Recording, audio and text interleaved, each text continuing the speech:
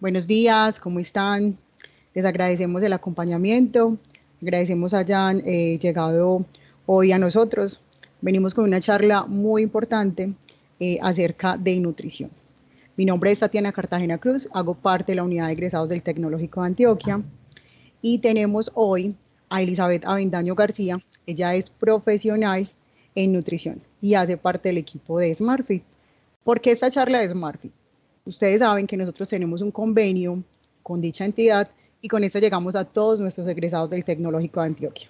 Entonces queremos que ustedes conozcan mucho más y que tengan de parte de una persona profesional toda la información. Muchas gracias.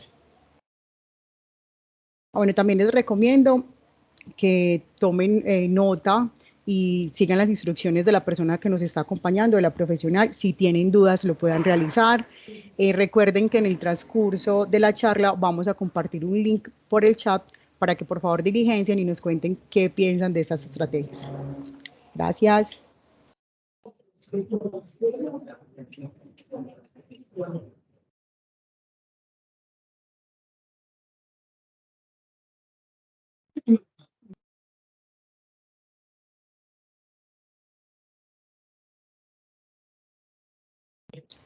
Hola Elizabeth.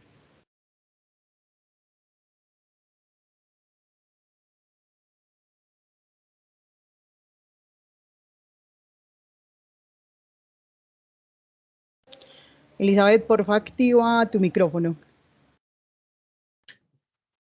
Ahí sí. Perfecto. Bueno, muy buenos días. Mi nombre es Elizabeth Avendaño, soy nutricionista y dietista de la Universidad de Antioquia y como me presentaron, trabajo en este momento para la cadena de gimnasios SmartFit acá en Colombia. Entonces, hoy vamos con un tema de pronto bastante controversial con este tiempo de la Navidad. Voy a proyectarles acá para que me puedan ver la presentación.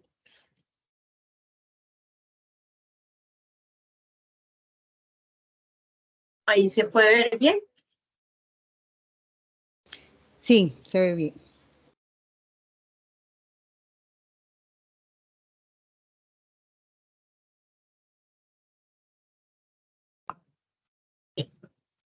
Bueno, entonces, básicamente, digamos que uno de los temores en esta parte de la época de Navidad es que vamos a hacer frente a todo lo que se viene con compartir, con la familia, con ese espacio en el que muchos de pronto lo utilizan para reflexionar, otros para fiestas.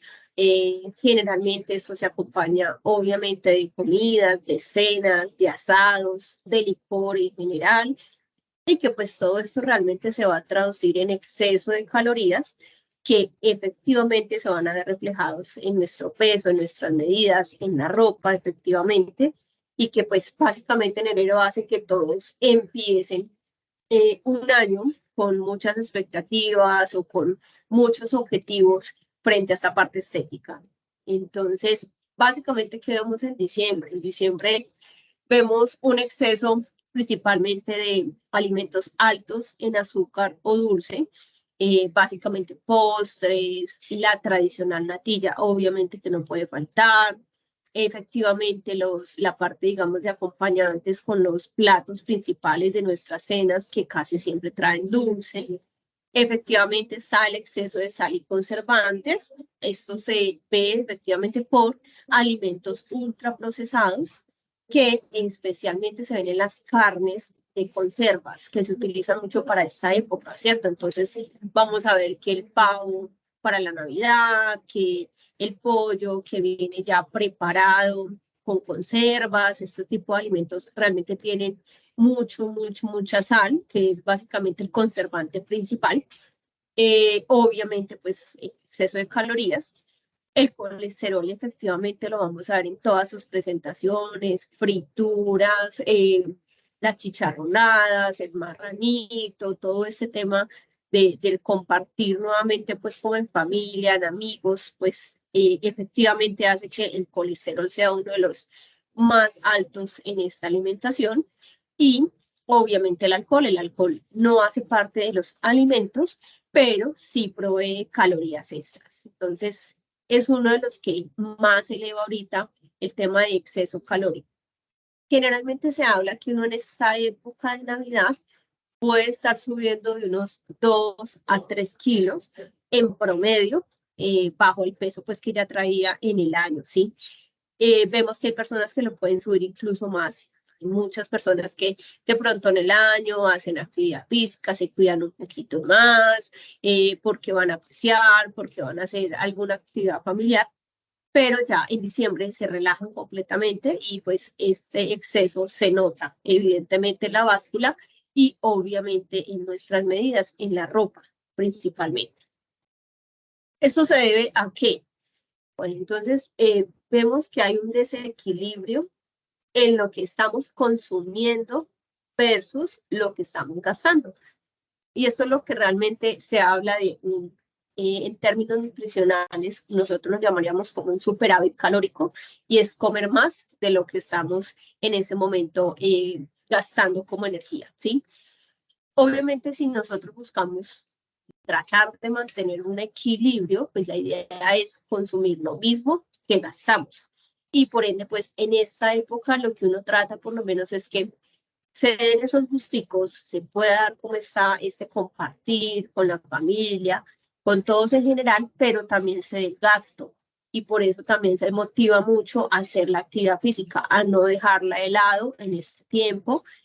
Puede que muchos no tengan acceso a un gimnasio o están por fuera de la ciudad, están con sus familias en otras partes donde no tienen acceso a un gimnasio, pero sí, efectivamente se puede hacer una actividad física, sea de media hora diaria, caminata, trote, si no tenemos ningún problema en las rodillas, pero que sí se genere como ese gasto. Entonces, cuando uno busca por lo menos mantenernos en esta época, sí tratamos de generar es un equilibrio entre lo que ingerimos y lo que estamos gastando realmente en energía. ¿Qué estamos entonces viendo en la parte de salud cuando llega enero? Pues lo primero es que evidentemente está la parte, digamos, de pacientes que ya tienen ciertas patologías con un disparo altísimo en sus índices. Entonces, la hipertensión, por ejemplo, vamos a ver que los pacientes que son hipertensos para la época de enero están muy descontrolados. Recuerde que la hipertensión es una enfermedad silenciosa que está ligada a la frecuencia cardíaca, en donde básicamente se va a disparar esa frecuencia cardíaca y esto está asociado al consumo de alimentos altos en sodio o en sal principalmente. Y ahorita les decía que dentro de los alimentos que tenemos en esta época navideña están todos estos alimentos o carnes procesadas que son bastante altas en sodio. Entonces, en cuanto a la hipertensión, es una de las que más se altera por estos pacientes vienen muy descontrolados para enero. La dislipidemia es otra de las patologías más comunes. Yo diría en este momento que ni siquiera es del adulto mayor, sino que lo estamos viendo y evidenciando en jóvenes, en adultos jóvenes también, en deportistas, y es básicamente la elevación del colesterol, el que llamamos malo, que es el LDL o el colesterol total, y la elevación de los triglicéridos. Entonces, el colesterol, pues obviamente se va a elevar a través de esta parte de frituras, alimentos altos en grasas saturadas, el chicharroncito, por ejemplo, que nos gusta mucho en esta época, y los triglicéridos se nos van a elevar principalmente por el exceso de harinas, que realmente su término es exceso de carbohidratos. Entonces, esa lipidemia que se puede presentar individual o mixta, también se está viendo muy elevada para estas fechas de enero, en donde los pacientes consultan frecuentemente a medicina general para hacerse chequeos y nos sale toda esta parte alterada. También vamos a ver el hígado graso. Y el hígado graso pues está asociado precisamente porque es que es nuestro principal órgano depurativo. Todo lo que nosotros consumimos inmediatamente llega al hígado, que es el que va a generar todos los procesos metabólicos. En estas épocas, obviamente, hay una inflamación del hígado por este exceso calórico, por este exceso de alimentos procesados y principalmente por el alcohol o los que tienen de pronto ese hábito de que en diciembre hay un exceso de alcohol, pues principalmente esto se va a ver reflejado en el hígado graso. Y el hígado graso, pues efectivamente genera un montón de alteraciones metabólicas, entonces se va a ver reflejado muchísimo en esta parte de salud. Es un indicador, digámoslo así, de prevención, porque también puede generar un problema bastante fuerte en nuestra salud posterior e incluso hasta la muerte. Y la retención de líquidos, obviamente a través de los riñones, ellos también empiezan a sufrir en estas épocas y vamos a sentir de pronto que tenemos los pies un poco más inflamados. A veces muchas personas dicen, ve, yo me levanto y veo mi cara como hinchada, ¿sí? Entonces, esa retención de líquidos también se puede dar por el exceso del sodio que va ligado a la hipertensión, pero también de que ese hígado graso y esos riñones estén un poco alterados en su función. En Colombia aproximadamente se habla que hay un promedio alto de un 56.5%, incluso más, de exceso de peso. Aquí cuando hablamos de exceso de peso estamos hablando de sobrepeso, obesidad u obesidad mórbida, en donde van aproximadamente en una edad de 18 a 64 años, ¿sí? Entonces, si ya venimos de un sobrepeso, una obesidad, obviamente en esta época, pues esos índices se van a elevar mucho más. En adolescentes, por ejemplo, se ve que ese porcentaje de exceso de peso está más o menos a un 17.9%, es un poquito más controlado. Esto también se ve mucho con el tema de las redes sociales. Los adolescentes ahorita se preocupan mucho más por su parte estética, incluso hasta por la salud, por el ejercicio. Entonces, se ha visto que la reducción en ellos, en el exceso de peso, ha sido notoria. En escolares, 5 a 12 años aproximadamente, están en un rango de 24.4% y en menores de 5 años en un 6.3%. Pero realmente nuestra población activa, ¿sí? Realmente que es de mayor de 18 años, puede estar presentando este riesgo de exceso de peso mucho antes de las épocas navideñas. Y si se va acompañado de una inactividad, pues obviamente va a ser mucho más relevante en enero. También nos hablan, por ejemplo, del índice o el tejido de adiposo visceral, ¿sí? Es un término un poquito complejo, pero realmente yo siempre les digo a mis pacientes, la grasa visceral no es la que tú puedes tocar a través de tus dedos, sino que es la que se encuentra interna y por eso se llama visceral, porque está justamente donde están ubicadas nuestras vísceras. Este tejido adiposo se considera un factor de riesgo cardiovascular. Entonces, nos dicen en esta parte de la Organización Mundial de la Salud que si tú subes 1 centímetro de circunferencia abdominal, estás elevando un 2% el riesgo de tener una enfermedad cardiovascular. Esto no es sinónimo de que nos vaya a dar un infarto, tampoco es llevarlo al otro extremo, pero pues sí nos puede llevar a factores como hablábamos ahorita, hipertensión, dislipidemia, hígado graso, etcétera, que son enfermedades también que nos van llevando a tener un mayor riesgo ahí sí de muerte. Entonces, ya no se habla tanto de estética, ya no estamos hablando de que uno tiene que tener un 90, 60, 90 en las mujeres, pero sí hablamos de, ojo, esté pendiente de su circunferencia abdominal o el perímetro, que nosotros llamamos así, perímetro abdominal, evite que este esté elevándose, ¿sí? Porque es un factor de riesgo. En nutrición nosotros evaluamos el exceso de peso de varias formas. Hay uno que, digamos, ahorita ha cogido un poquito más de auge y es el perímetro cervical, ¿sí? Obviamente está ubicado en nuestro cuello y nos dice que si este perímetro está por encima de 34.2 centímetros, más o menos hasta un 2.8 adicional, estamos hablando de un exceso de peso, ¿sí? Efectivamente, yo creo que todos lo hemos notado cuando subimos de peso, inmediatamente vemos como la famosa papada, que es como se conoce vulgarmente, ese es el perímetro cervical. Entonces, cuando subimos de peso, pues este perímetro también sí, nos va a subir, ¿sí? Y es un indicador de exceso de peso. De hecho, en pacientes que van a ser tratados de pronto con una cirugía para la parte de, digamos, una obesidad mórbida, es uno de los indicadores que más nos va mostrando la pérdida de peso en ellos o la pérdida de grasa. También entonces hablaba ahorita del perímetro abdominal. En este perímetro decimos que un exceso de grasa está mayor a 80 centímetros cuando es mujer o mayor a 90 centímetros cuando es hombre. Tenemos también el índice cintura-cadera. Este índice es medir la cintura primero, luego la cadera, se divide y si este índice nos da mayor a 1, también nos da un riesgo de exceso de peso o exceso de grasa. El que más conocemos, que es el IMC, ¿sí? O el índice de masa corporal, que realmente es índice de Quetelet, en donde nos dicen según el peso para su estatura, si está en peso normal, si está bajo peso, si está sobrepeso, y nos dicen por encima de 24.9 entre unas edades de 18 a 64 años, ya por encima de este 24.9 se considera sobrepeso.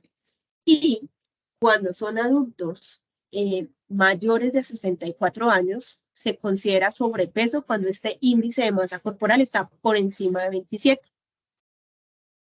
El que más usamos ahorita en esta parte de actividad física, deporte o en deportistas es la evaluación de la composición corporal. Esta ya mide aparte del peso, de la estatura, de los perímetros, la composición de la grasa corporal. Entonces, este ya tiene un valor adicional en donde nos dicen, aparte de tu peso, tienes tanto en grasa, tanto en masa muscular, que es lo que realmente se está hablando mucho ahorita en la parte de evaluación de la grasa. Y es básicamente esto, ¿sí? Nuestro peso está compuesto por todos nuestros tejidos, llámese óseo, muscular, la parte de grasa, la piel, obviamente los órganos, todo esto pesa, ¿sí? Pero nos hablan que el mayor porcentaje está en grasa y en masa libre de grasa.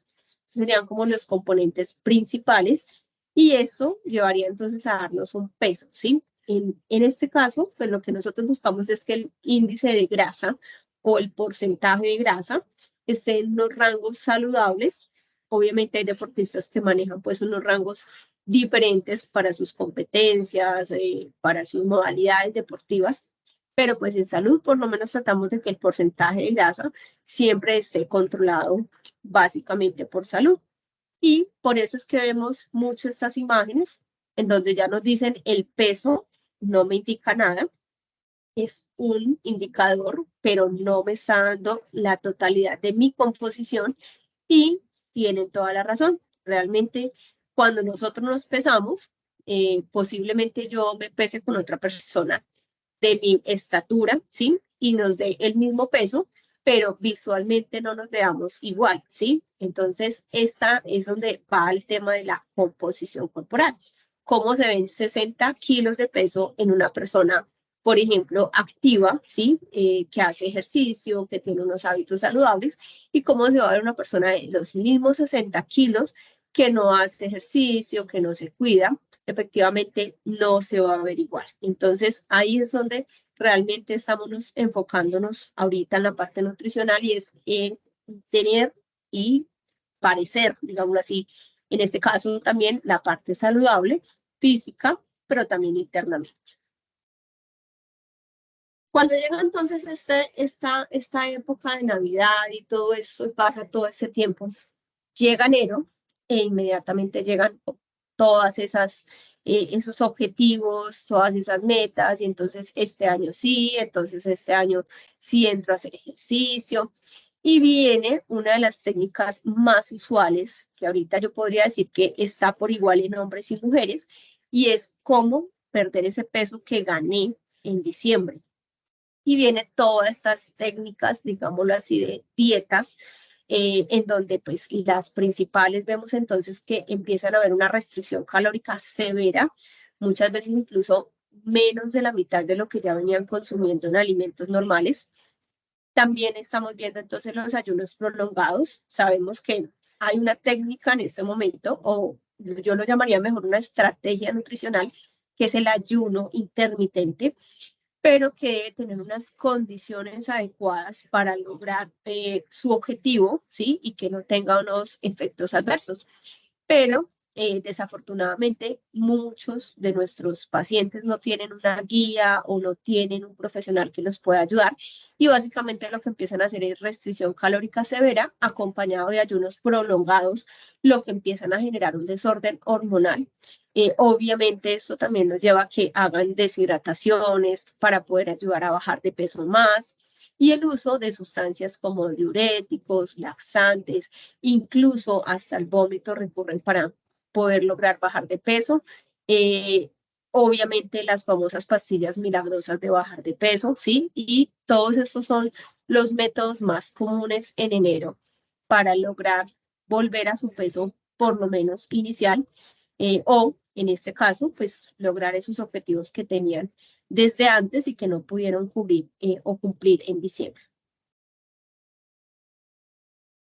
El efecto, digamos, más común de estas llamadas dietas milagrosas o momentáneas, lo más común es que solo duran en promedio unos 42 días. Es decir, hay muchos estudios que nos muestran que las personas que empiezan a hacer dietas restrictivas para lograr cambios rápidos no logran mantener este hábito, sino que aproximadamente a los 42 días abandonan toda esta estrategia nutricional.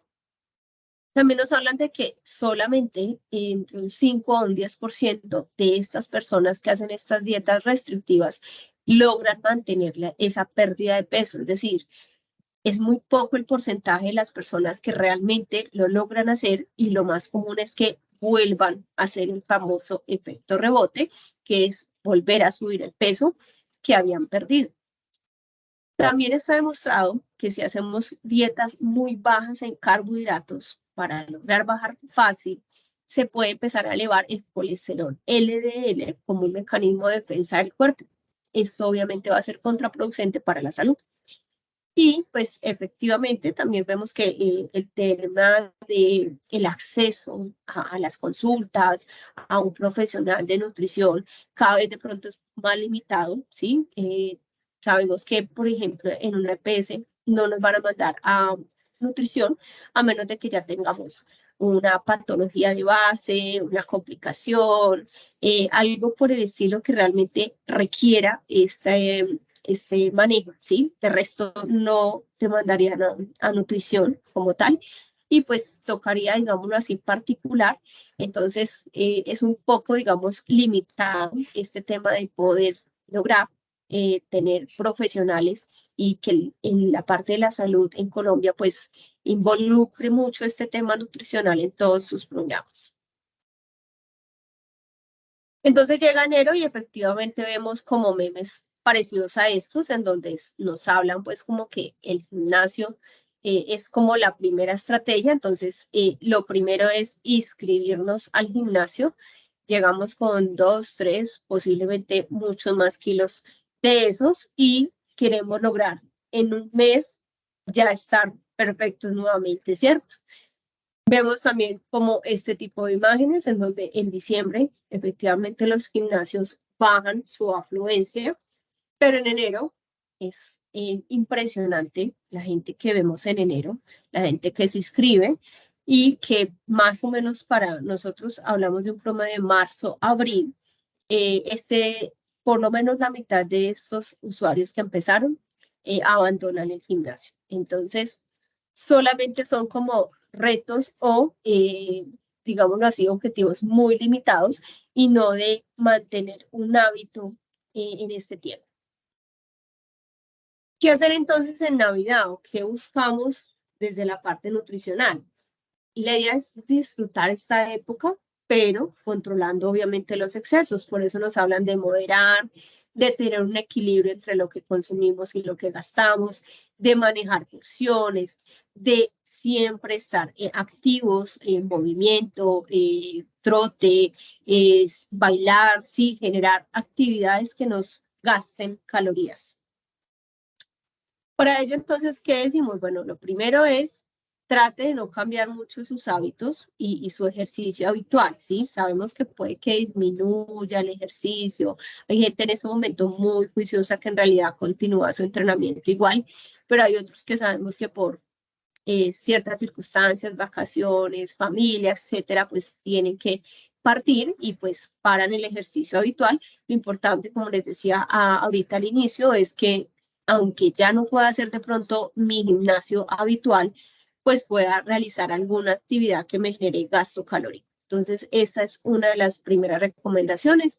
Trate de no cambiar mucho esos hábitos que ya traía desde la alimentación y desde el ejercicio. Hay que comer rico, obviamente, no es decir, no podemos comer nada, entonces muchas personas dicen como la mejor dieta es cerrar el pico o cerrar la boca, no, podemos hacerlo, ¿sí? Podemos darnos nuestros gustos, lo importante es el tamaño de las porciones, ¿sí? Hay que evitar ese exceso de cantidad y aparte de eso también es repetir, vemos que en esta parte de cultura, nuestra cultura es de hacer alimentación abundante, grandes cantidades y volver a repetir. Entonces, por lo menos tratar de que me gusta, está rico, obviamente lo puedo disfrutar, pero maneje esa porción y trate de no repetir o priorice repetir alimentos un poco menos calóricos como la parte de verduras. Hay que ser selectivos. Sabemos que hay partes en las que se ofrecen menús bastante variados o que tienen incluso estilo buffet, en donde tenemos una cantidad de alimentos. Entonces, lo que tratamos en este caso es de ser selectivos en lo que elegimos, ¿sí? Y yo creo que en realidad ahorita se habla mucho de coma más proteína, coma más vegetales, hidrátese más, y eso nos puede aplicar mucho en esta parte, ¿cierto? Entonces, al ser selectivo, tratar de consumir mucho más la parte proteica, por ejemplo, las carnes, el pollo, el pavo, pescados, obviamente si no son tan fritos, y elegir más también la parte de ensaladas vegetales. Eh, Eso es una estrategia que igual siempre recomendamos, no solamente en esta época de Navidad, siempre, y es comience primero en el plato por consumir la proteína y la ensalada, ¿sí?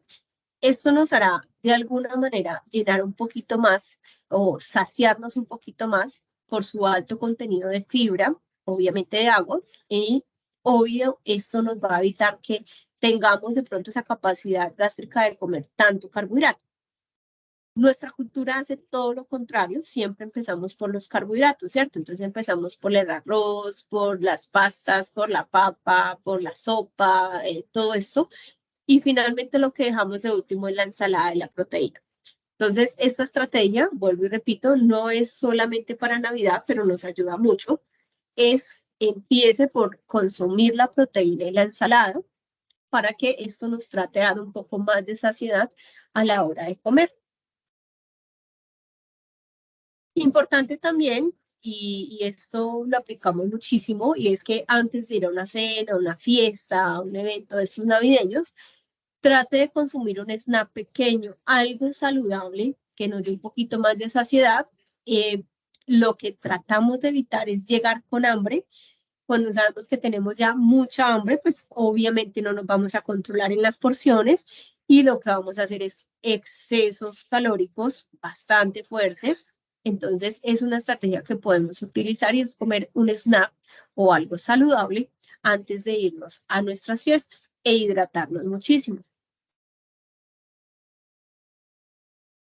En la parte de preparación, es decir, si nosotros somos los que vamos a preparar esas cenas, también tratamos de evitar las salsas procesadas o industriales y elaborarlas nosotros mismos a través de lo que son las verduras, las especias también, el limón que es natural, el yogur bajo en grasa, ¿cierto? Tratar de que todo este tipo de cosas lo podamos hacer más nosotros desde casa que comprar las salsas industriales.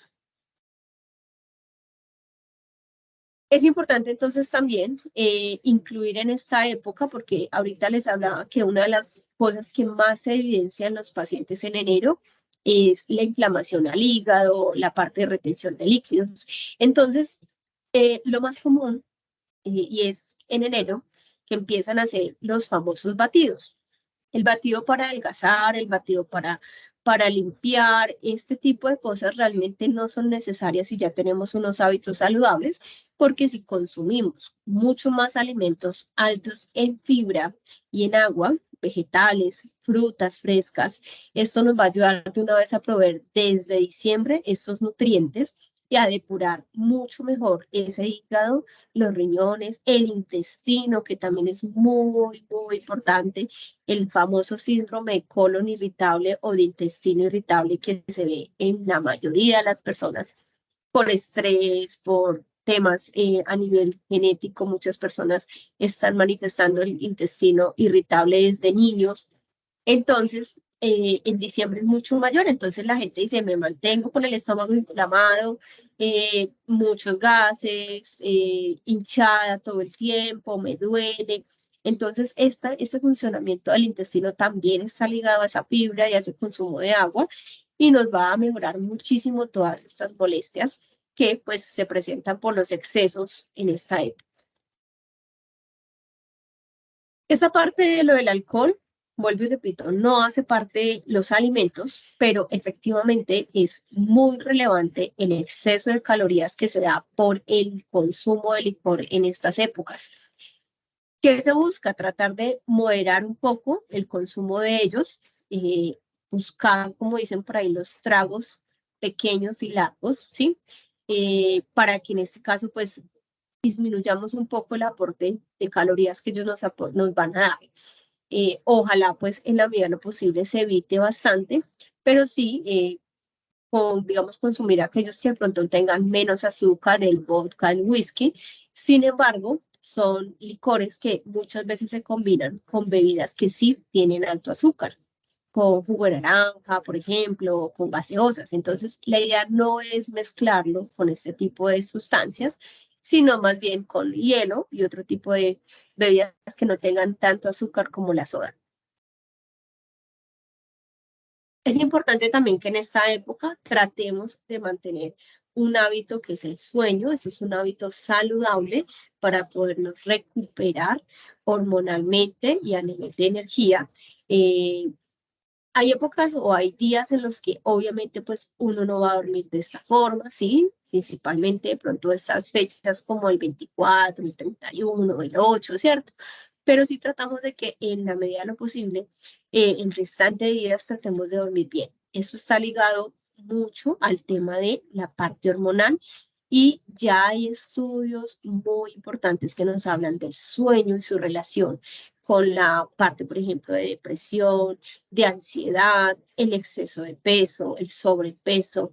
Entonces, si tenemos un buen sueño en estas épocas también vamos a regular un poco esos síntomas hormonales y esa alteración hormonal que también nos puede llevar a subir aún más el peso. Dormir entre más o menos 8 horas nocturnas, y hablamos nocturnas porque sabemos que hay personas que pueden acostarse 2, 3 de la mañana, dormir sus 8 horas, pero no van a recuperarse igual, ¿sí? El tema es poder dormir bien, pero en la noche, para que esta parte hormonal, a través de la cronobiología, pueda darnos una buena recuperación. Y muy importante, muévete, ¿sí? Es importante, como les decía al inicio, pues no es de cohibirnos ni de hacer, porque no podemos consumir nada en esta época, pero sí de que así mismo como lo consumamos, lo gastemos. Por ende, es muy importante hacer el ejercicio en esta época de Navidad, por lo menos 30 minutos diarios, así sea de una caminata, de baile, del trote, si lo podemos hacer, nos puede ayudar mucho a generar ese gasto calórico de lo que estamos consumiendo en estas épocas. Por último, para mostrarles un poco de lo que es las recomendaciones para la población colombiana, hablamos de el plato saludable o qué debería tener nuestro plato. Hablan entonces de tener una muy buena porción de aporte proteico, principalmente de alimentos de alto valor biológico que vienen de la carne, pescado, huevos, queso, atún, ¿sí? Eh, Obviamente, si somos vegetarianos, pues va a ser a partir de granos principalmente, de la soya, los derivados de la soya, ¿sí? También va a haber un aporte de carbohidratos importante y aquí tratamos de priorizar aquellos que son menos procesados, tipo cereales. Cuando nosotros en nutrición hablamos cereales, no estamos hablando del cereal de caja, del que viene de colorcitos, no, estamos hablando de un grupo de nutrientes que se llama cereales, en el cual está incluido la avena, el arroz, la pasta, por ejemplo, ¿sí? La quinoa, ¿sí? Son alimentos muy buenos que en porciones moderadas nos van a dar un poco más de energía y de saciedad.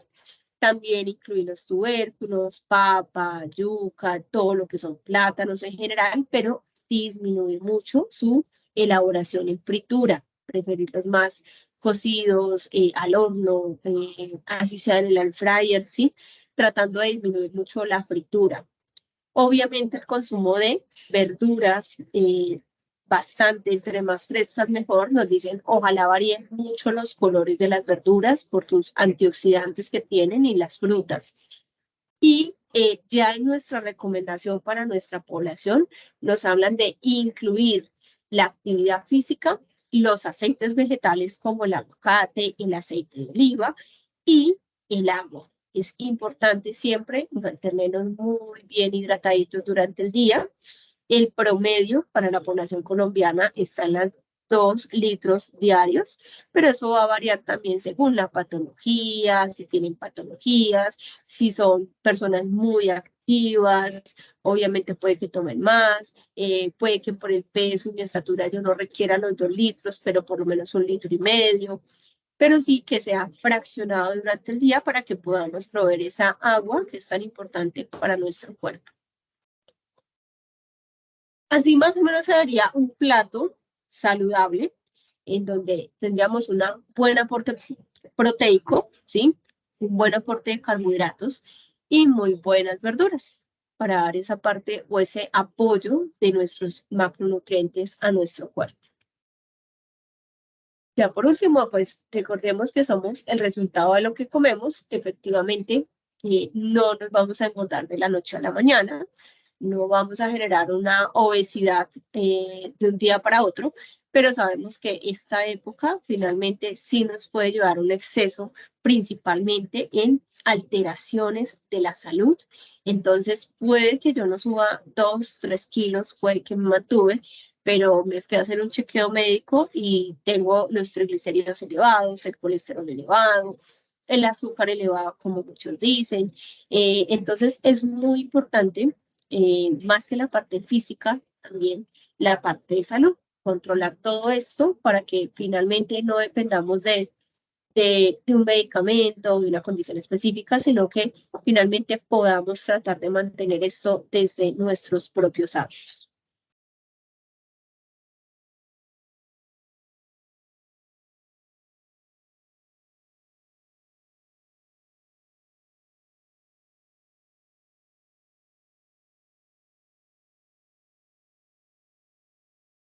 Muchísimas gracias.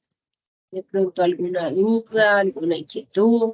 Hola Elizabeth, Sí, muchas gracias por esta presentación. Muy importante este tema que nos compartes. Qué rico que podamos conversar un poco acerca de esas preguntas, de esas dudas que tienen las personas que nos acompañan. Por acá creo que nos dejaron una. Espera.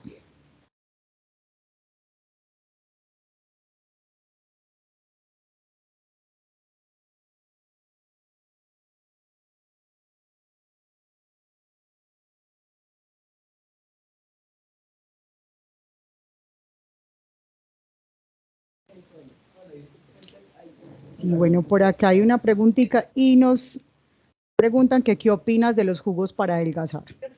¿Qué información hay de los jugos para adelgazar? Ok, perfecto. Bueno, ahorita les hablaba en una partecita de que en enero es donde más utilizan estas estrategias. Eh, no hay un jugo detox, no hay un jugo milagroso, no hay un jugo que baje. Realmente lo que pasa con estas estrategias es algo muy sencillo. La mayoría de las personas venían haciendo un consumo calórico alto en un mes, 2 meses, yo sé qué tiempo atrás, y lo que hacen es empezar a reemplazar parte de las comidas por un batido, ¿sí? Que posiblemente tenga menos aporte calórico de lo que les estaba generando una alimentación completa. Entonces, efectivamente, lo que hace es que está reduciendo el consumo calórico que traía anteriormente por un jugo o un batido X y efectivamente ven resultados de pérdida de peso. Cuando uno evalúa la composición corporal de estas personas, realmente están perdiendo líquidos, están perdiendo músculo, pero no es realmente del 100% de tejido adiposo o de grasa. Entonces, recuerden que yo ahorita les hacía mucho énfasis de que uno busca es perder grasa corporal como tal, no perder masa muscular. Entonces, cuando se hacen este tipo de estrategias de batidos y cosas para bajar rápido, es más la reducción de agua y de masa muscular que de grasa que se da. Perfecto. Y también por acá nos pregunta Caterina y Andrea que cuál es el licor más recomendado para no subir de peso. O sea, ella se está Bueno, preparando para este mes. eh, dentro de los que menos aporte calórico tienen realmente es el vodka y el whisky, ¿sí? Controlados, obviamente. Yo les decía ahorita que son licores que justamente mezclan con bebidas altas en azúcar. Entonces, o lo mezclan con Coca-Cola o lo mezclan con jugo de naranja. Y pues el licor, digámoslo así, venía un poco bajo en calorías, pero si yo le echo estas bebidas, vuelvo y se las subo. Entonces, lo que se busca es que sean sin adición de este tipo de cosas o con soda o con hielo y como son tragos largos que nosotros llamamos, pues obviamente va a hacer que el consumo no sea tan frecuente, ¿sí? Diferente versus lo que pasa, por ejemplo, con nuestra bebida alcohólica tradicional, el aguardiente, es que son chiquitos, pero constantemente toman y toman y toman. Efectivamente, el consumo de calorías a partir del licor, como el aguardiente, va a ser más alto. Perfecto. Y por acá Esmeralda tiene la manito levantada. Cuéntanos, Esmeralda.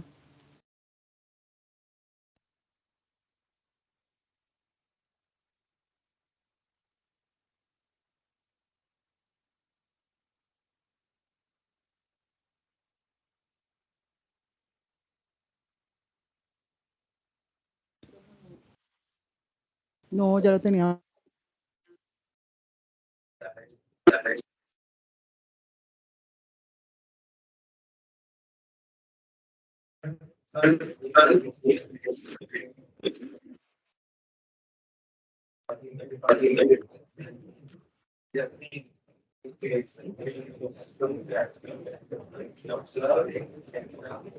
Apenas. Mira, esto está malo es esto, porque lo está abierto. Esmeralda, hola, ¿cómo estás? Esmeralda, por favor, cuéntanos cuál es tu pregunta.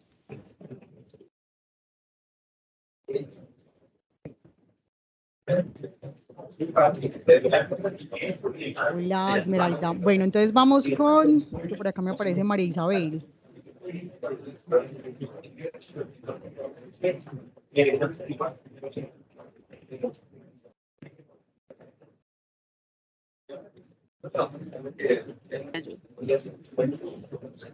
Buenos días, tenemos por acá a Esmeralda Giraldo con la mano levantada. Por favor, nos confirmas si vas a realizar alguna pregunta o si no le damos paso a Jennifer.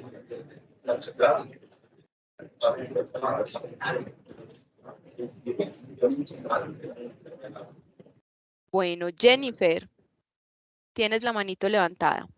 Sí, buenos días. Buenos días. Te quería preguntar, yo realizo ejercicio de domingo a domingo. Pero, por ejemplo, para estas festividades a mí no me gusta el licor, pero sí tomo cerveza. ¿Y qué puede incluir la cerveza? Bueno, efectivamente la cerveza viene de la levadura, que es uno de nuestros aportes de carbohidratos, ¿sí? Entonces, igual, o sea, lo que uno trata es de minimizar de pronto el número de cervezas, ¿sí? Controlarlas, o también mezclarla como con la parte de micheladas de soda. Entonces, de pronto jugar como que una cerveza, otra micheladita de soda, para que se regule un poco el consumo de la levadura, que sí es muy elevada en la parte de la cerveza. Y a nivel muscular, ¿qué impacto puedo tener por ese lado? No, o sea, si tu actividad física sigue normal, si sigues entrenando fuerza, no va a tener un impacto en cuanto a que pierdas masa muscular, no. Posiblemente, como te digo, si no hay un control, puedes notar un poquito de exceso de grasa corporal a lo que tú manejabas, ¿sí? Pero siempre y cuando pues no se frene el ejercicio de fuerza.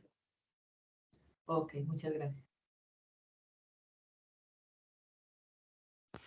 Sí, hola Elizabeth. Quisiera saber cuál sería como el procedimiento o la manera más saludable y efectiva de practicar el ayuno intermitente. Bueno, el ayuno intermitente es una estrategia en donde se habla, pues tiene varios, digamos, tiempos, ¿sí? El más común es 12-8, ¿sí? O 16-8 realmente, en donde se para ese primer periodo de 0 comidas o 0 alimentos que aporten calorías versus un tiempo aproximado de unas 8 horas en donde ingieres las calorías que necesitas.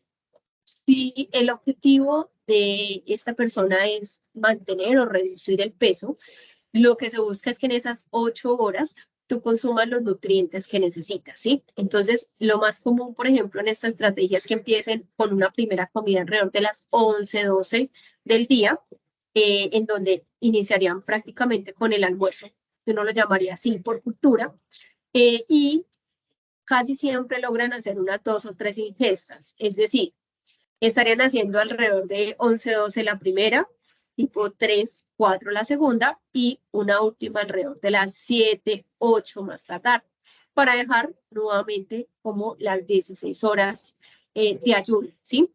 Esta estrategia, digamos, del ayuno intermitente surgió mucho en la pérdida de peso, ¿sí? Es como el enfoque principal, porque el consumir de pronto calorías para una persona que tenga que aumentar o que esté en periodo de hipertrofia muscular, que es cuando vienen a generar ganancias de músculo en el gimnasio, es una estrategia que sí les complica un poco el consumo de todas las calorías en este tiempo.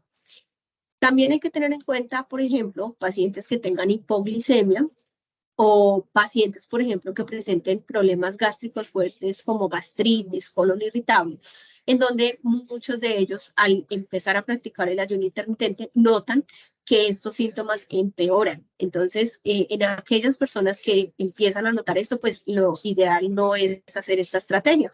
Puedes hacer tu déficit calórico o tu pérdida calórica, pero controlando un poco más los tiempos, ¿sí? Entonces, en resumen, el ayuno intermitente lo que varía son los tiempos de comida versus el tiempo que tú dejas de ayuno.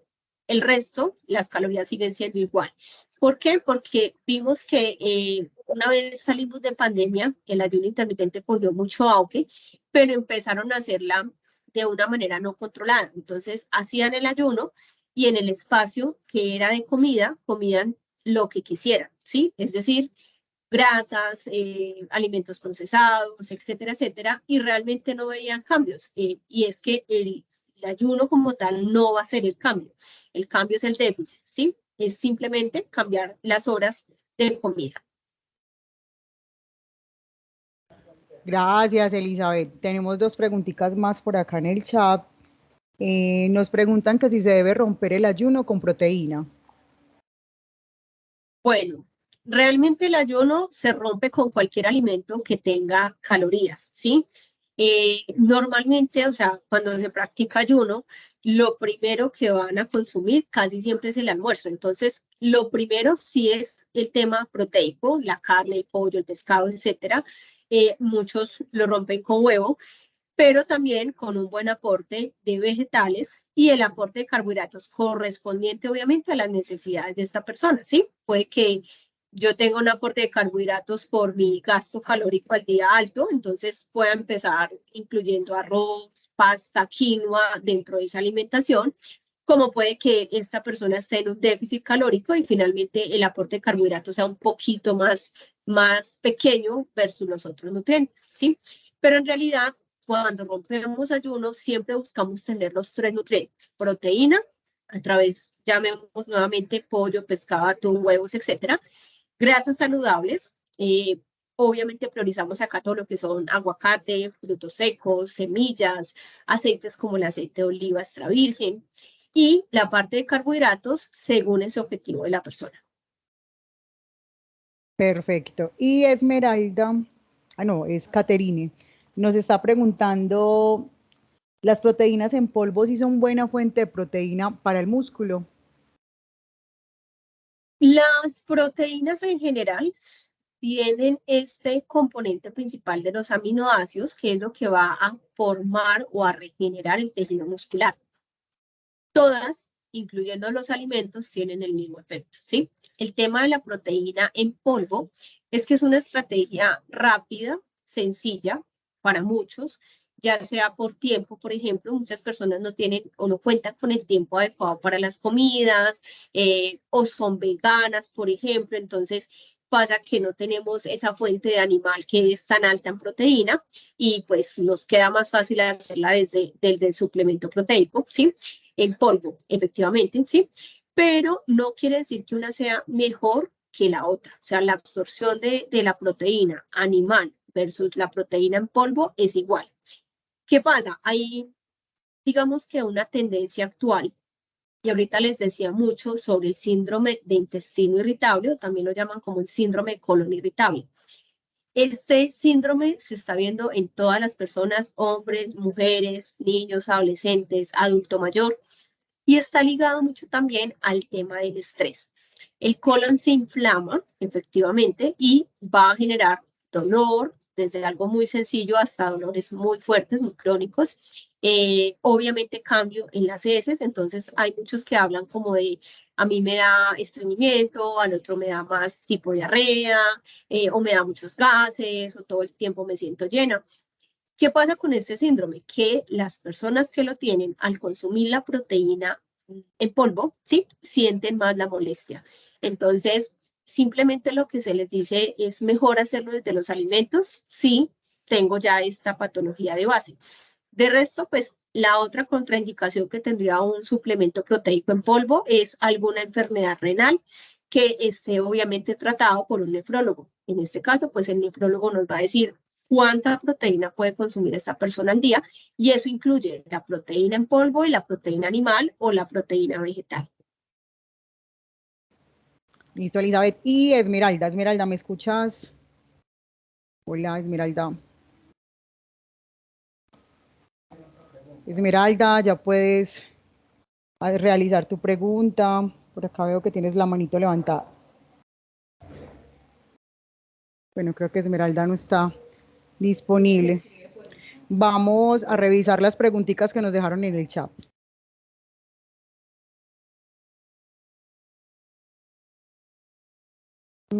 Por acá nos preguntan si las pastillas sí se deben consumir, las que recomiendan para adelgazar o no.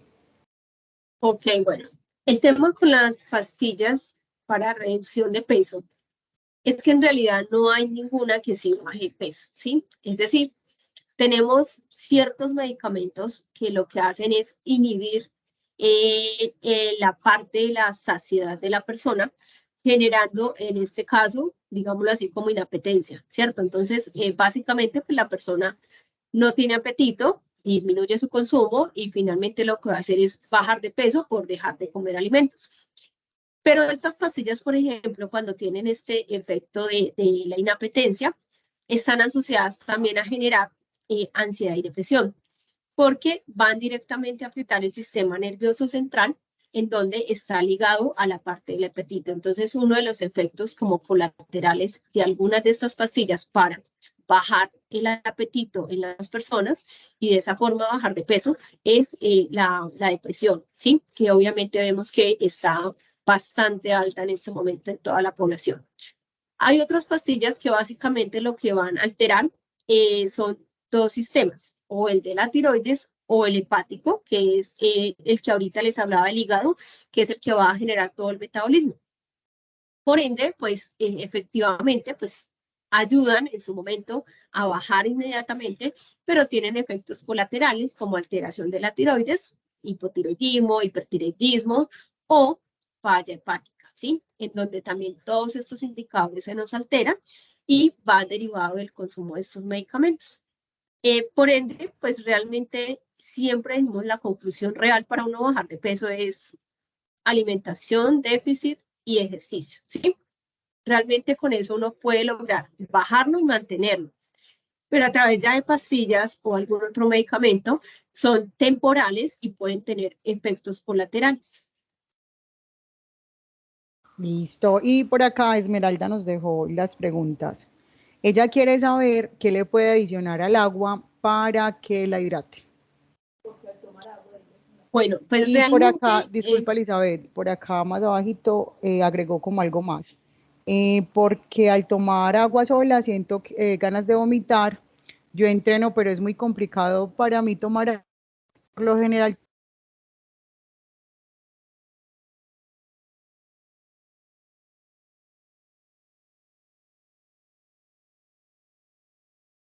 Ok.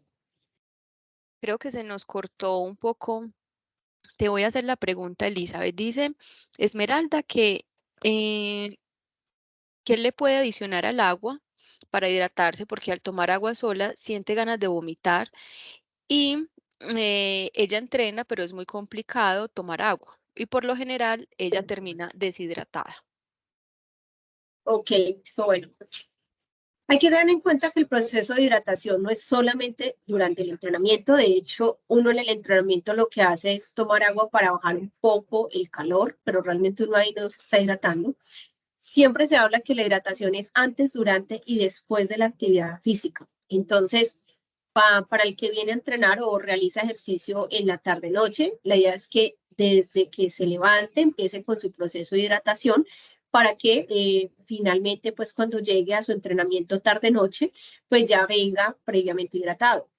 Puede que una persona entrene muy temprano, 5 de la mañana, por ejemplo, 6 de la mañana. Obviamente levantarse a tomar mucha agua para entrenar no le va a facilitar, por ejemplo, entrenar bien.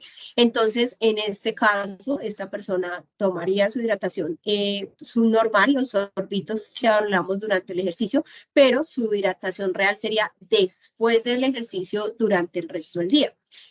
¿Qué pasa con la parte de hidratación? Buscamos que sea agua, principalmente cuando estas actividades se realizan en espacios cerrados, en donde tenemos aire acondicionado, todo muy normal. Pero cuando nosotros estamos haciendo ejercicio al aire libre, expuestos, donde tenemos, por ejemplo, el sol, etcétera, el agua solita ya no nos va a servir. Ya necesitamos reparar electrolitos, que es muy importante, el sodio, el cloro y el potasio, y principalmente pues a través de una bebida tipo Gatorade, Power, sí, lo podemos hacer. Si nuestro fin o nuestro objetivo es no aumentar de peso o bajar de peso, pues ya tenemos estas bebidas sin azúcar. Gatorade sin azúcar, por ejemplo, es una buena estrategia para una persona que tenga que hidratarse con algo que no sea agua y que no te aporte calorías, ¿sí? En el caso de si nuestra actividad física la hacemos en espacio cerrado y no soporto el agua sola, yo principalmente uso mucho el limón, adicionarle goticas de limón al agua. También se puede utilizar mucho las infusiones. Todo este tema yo las llamo hierbitas, pero en realidad es, por ejemplo, las hojitas de menta, adicionarle, por ejemplo, flor de Jamaica. Todo este tipo de cositas nos van a dar de pronto ese sabor que puede que lo toleremos más, pero no nos va a aportar calorías ni nos va a dañar realmente la composición del agua.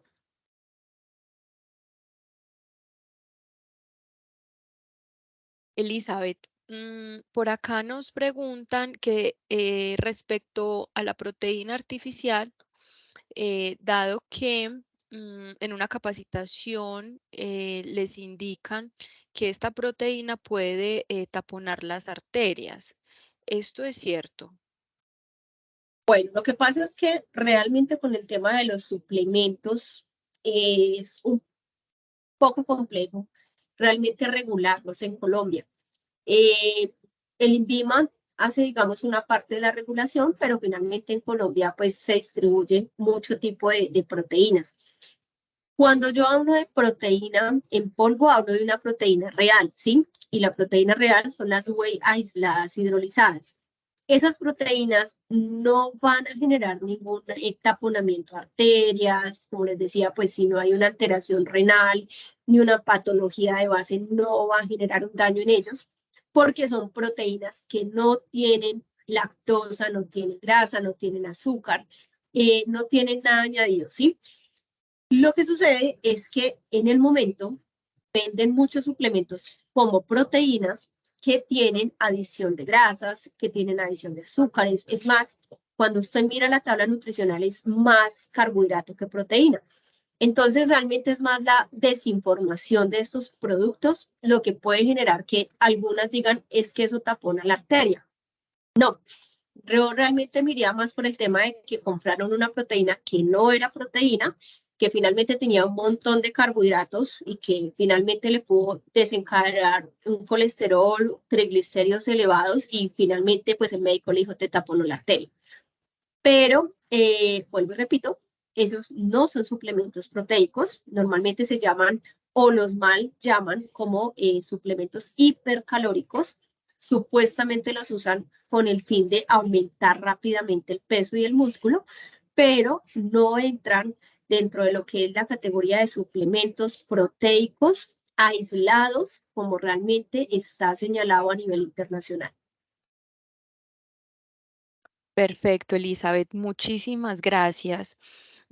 Antes de finalizar con esta conferencia, queremos informar a todos nuestros egresados que por ser egresados del Tecnológico de Antioquia, tenemos unas tarifas especiales para ingresar al gimnasio SmartFit. ¿Cómo pueden hacer uso de este código promocional? Deben inscribirnos a través del correo electrónico egresados@tda.edu.co. El correo lo encontramos en el chat. Pueden solicitarlo con su nombre completo y número de cédula. A través del correo, nosotros les estaremos haciendo llegar del código. El código es personal, para que lo tengan muy claro, es personal e intransferible. Es un código por cada egresado, o sea, cada código es distinto. Es por esto que debemos solicitarlo a través de correo electrónico. Importantísimo. Quienes se registren durante este año van a conservar las mismas tarifas para el próximo año. Quienes se registren ya en el 2024 deben tener en cuenta que SmartFit realiza como unos incrementos en esas tarifas. Entonces, si queremos continuar con la tarifa 2023, entonces nos pueden escribir para nosotros enviarles el código. Muchísimas gracias, Elizabeth, por tu tiempo, por tu espacio, por esta información tan valiosa que hoy nos compartes, que de seguro va a ayudarnos muchísimo en esta temporada de diciembre. Y esperamos tenerte próximamente en una nueva oportunidad. A nuestros egresados y participantes, muchísimas gracias por su asistencia y esperamos verlos en otra sesión.